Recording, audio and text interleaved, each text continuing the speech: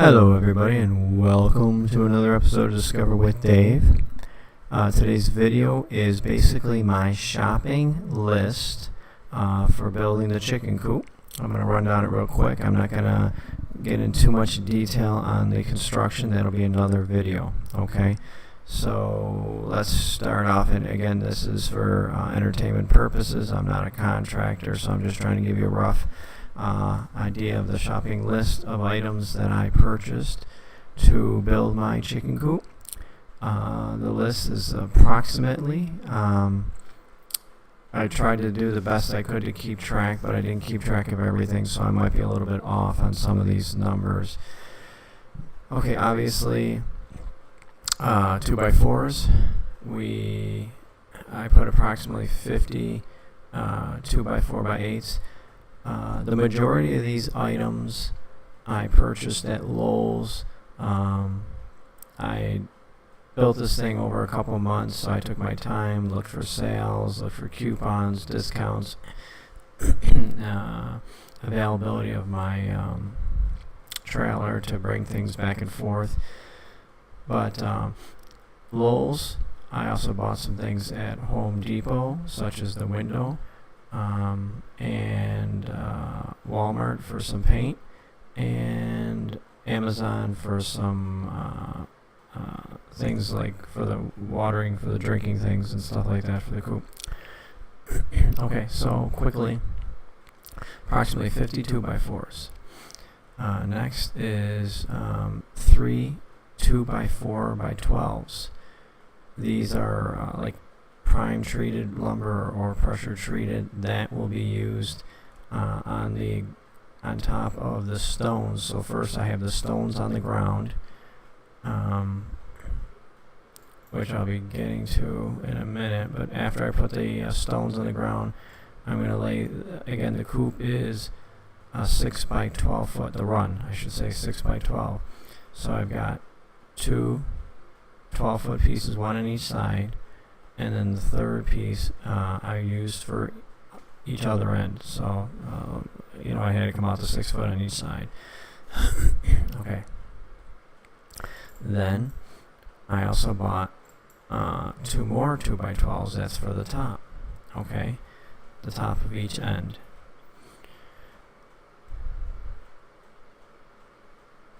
Okay, so for the length, obviously the top length. Next is some 1x4x8s. These 1 inch by 4x8s are mostly for trim. It's approximately 15, might have been a little more. These are going to be painted white. They're going to be the trim work for the majority of the coop, around the doors, all the different doors that open up, around the window, all the trim work, okay? Makes a huge difference. 2 1x4x12s that are for the top part of the roof. After you build the roof part, they're like the eaves, where the eave piece is going to go on. Okay, so here's the stones. I probably should have put this first, but there's approximately 20. I think I actually used 27 stones, but around 27, 28 of these 4 inch by 8 inch by 16. So they're 8 by 16 and 4 inches thick. Very thick blocks. Worked great. Perfect for what I wanted.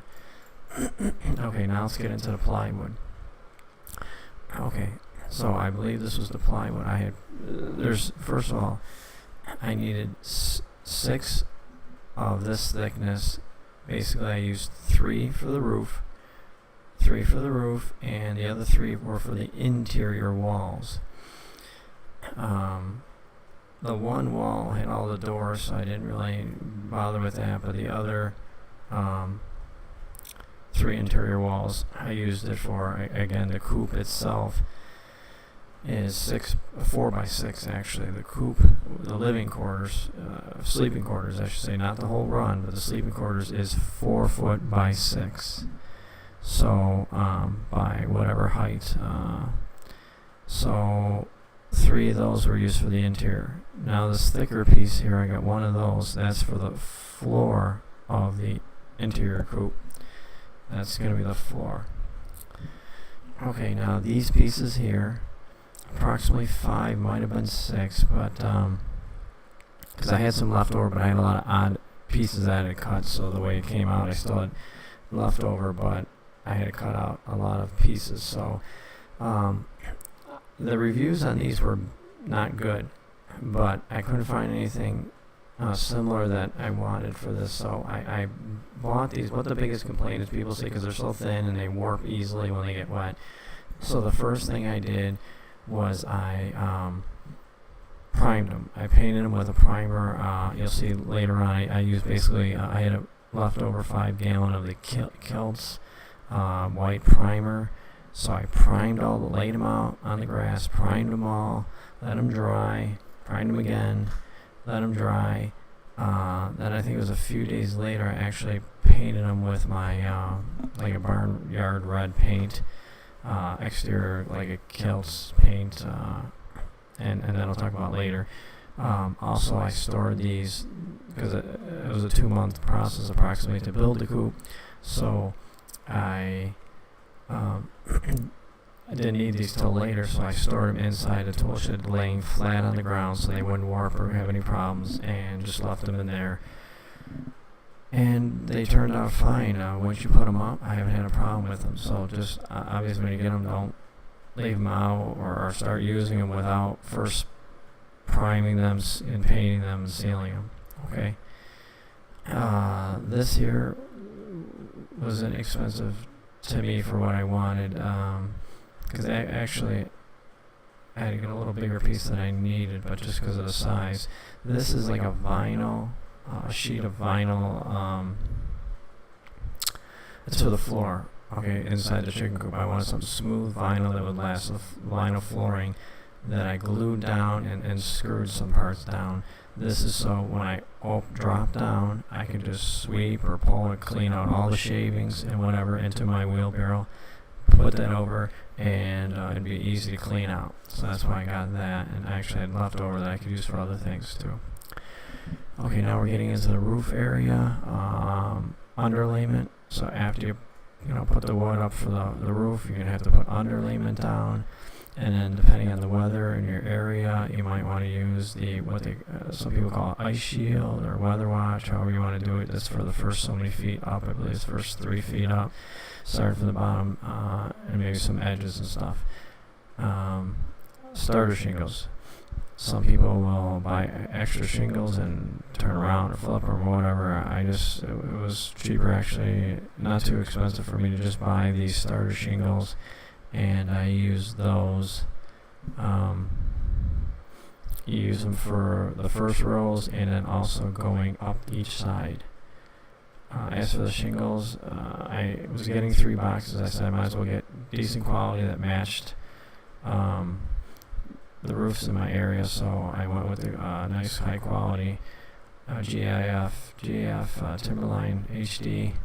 You had to buy 3, and it worked out pretty much almost exact. I actually needed a couple extra pieces, but I had a couple of extra pieces, so it worked out almost perfect. It did work out perfect. So the drip edges, I really wish they were 12 feet long. They only came in 10, so I had to buy some extras to make it work, but you definitely want these for the look, for everything. Worked out great. Okay, quick story on the screen door.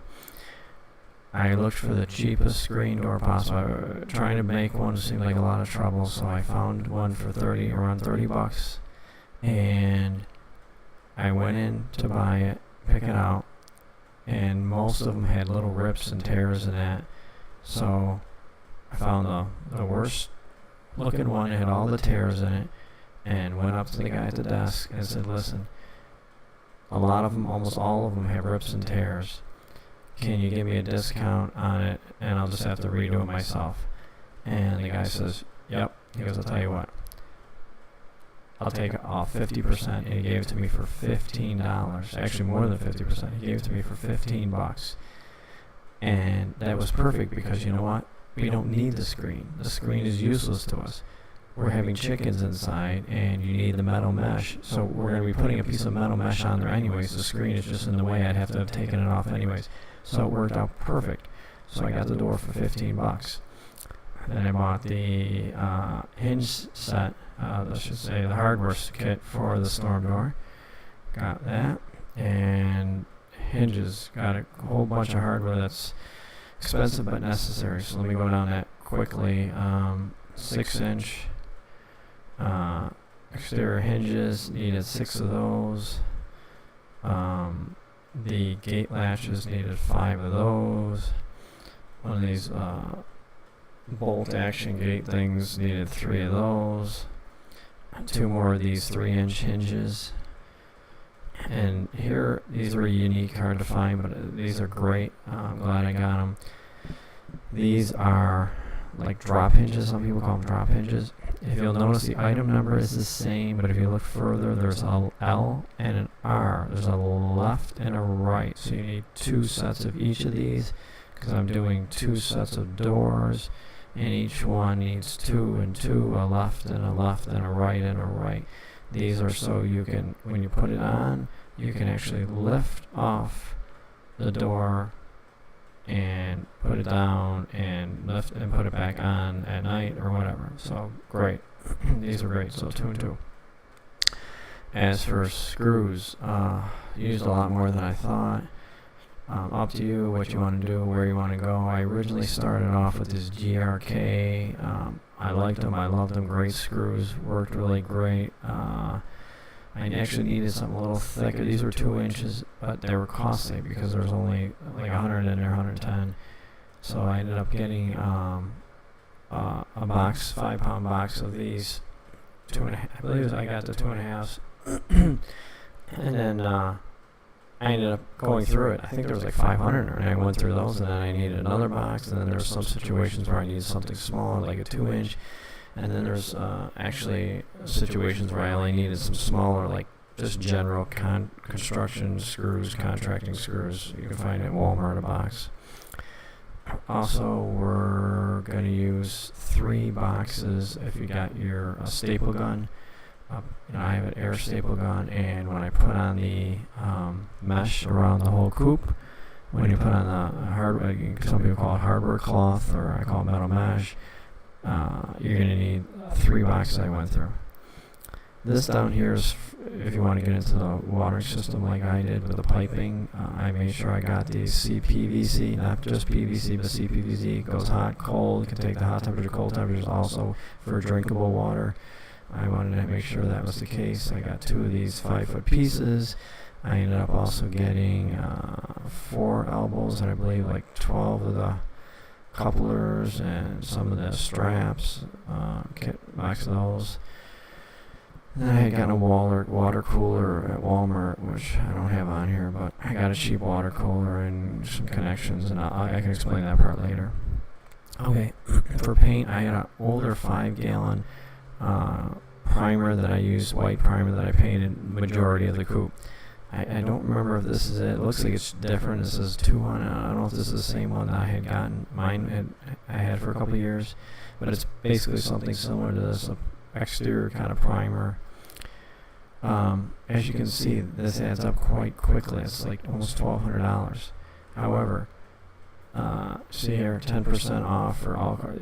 There's a lot of deals going on. Today's actually the final deal. There's a lot of deals where you can get 10% off. Plus, there's a lot of coupons under where you can get 10% off or a certain off, if you buy 100 or 200. So you can sometimes get 20, 30% off and save a lot of money. You can bring this down way under $1,000, maybe even $800, $900. In addition to that, let me just go over a couple other things real quick. The hardware cloth or metal mesh, get the 1/2-inch. And this one I ordered through Amazon. It was a yard guard.